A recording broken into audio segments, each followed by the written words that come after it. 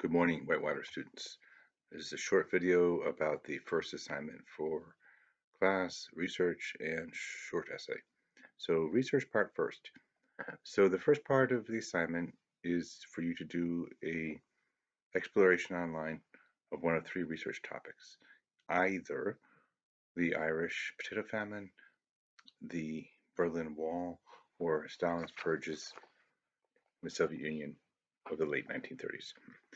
I'm going to use the London Blitz as a model of how to do the assignment so you guys can see how to do it without being over influenced by how I handle my topic.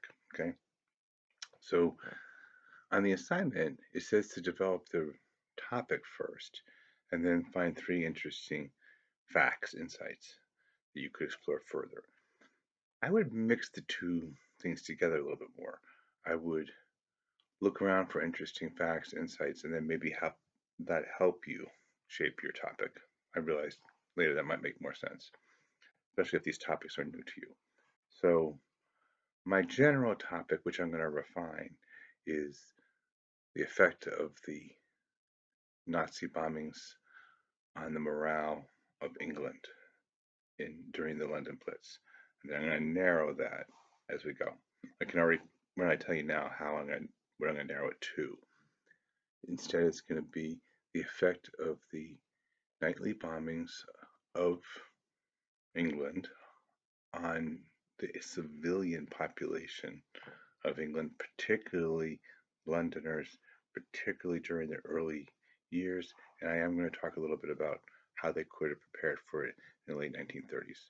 So my topic narrowed after I did some research and found some interesting things. All right, so here are my factoids, interesting insights.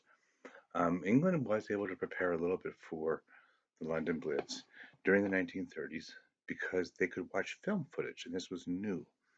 And they could watch the bombings of Barcelona, Spain, Guernica, Spain, and Shanghai, China. And then what I would explore there is why those three cities.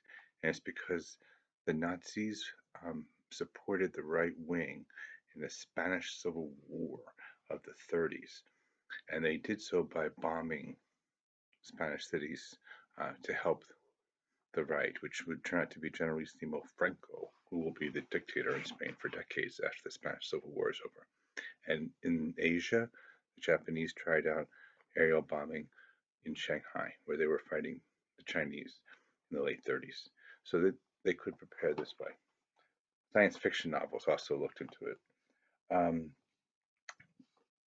Another preparing method they could use was to build underground bunkers, and they did, and they were helpful.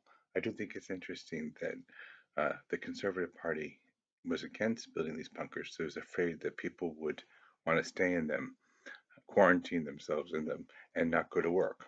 Um, However, it was the Communist Party of England, which is kind of funny, uh, which was probably pretty strong in the 30s, who insisted on bunkers being built. Now, before you say, oh, well, the conservatives had a good point, and then perhaps they did, it was the working class who were going to stay behind in the London. It was the upper class who were able, especially with the children and women, to leave. So there was a reason why the Communist Party was concerned about building tunnels. And third interesting fact, insight, and this would probably use up a lot of my resources, would be kind of where I want to develop the most fully, would be how the Londoners ended up showing up a lot of psychological resilience. They were very plucky, and they endured the war better than people expected they would. The people were worried about mass shell shock and kind of anxiety over the bombings. I think what may have helped, and I have to research this, is that 1.4 million people were evacuated out of the city in the early months. Wouldn't that help the people who stayed behind a little bit to feel like they were kind of in this ghost town? Um, and they were more, the people who stayed behind bonded even more intensely, I think, because they did endure the war. The city was quite quiet by day and certainly by night. So something I'd have to explore. But you see how my overall topic narrowed after I got these three interesting facts. It was like, oh, there's too much to deal with if I try to deal with the whole country, all the different cities that got bombed, the whole, the entire period of the war. So I narrowed two. The effect upon the morale of the English and people during World War II, during the Blitz, with a focus on people who stayed in London, working class people, civilians, and how they were able, in some ways, to prepare for that in the late 1930s. All right. So write in full sentences.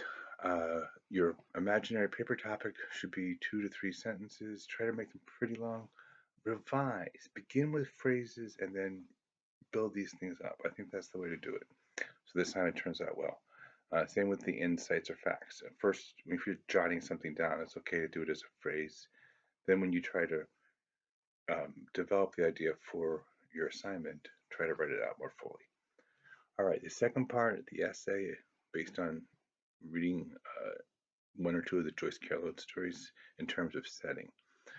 I don't want kind of dry, oh, the setting is this kind of essays. Push it a little bit, be ambitious. What I'm interested there really is what is the world of that story and how does that help us understand what happens, what almost maybe seems to have to happen. So I do mean setting like background, but I also want you to think of it as the world in which these characters live. They maybe can't escape. So Golden Gloves, obviously, there's two settings. There's the early setting in the boxing rings, and the whole world of boxing, and then that world does seem to disappear or dissolve, and is the world of the protagonist and his wife when they're expecting a child.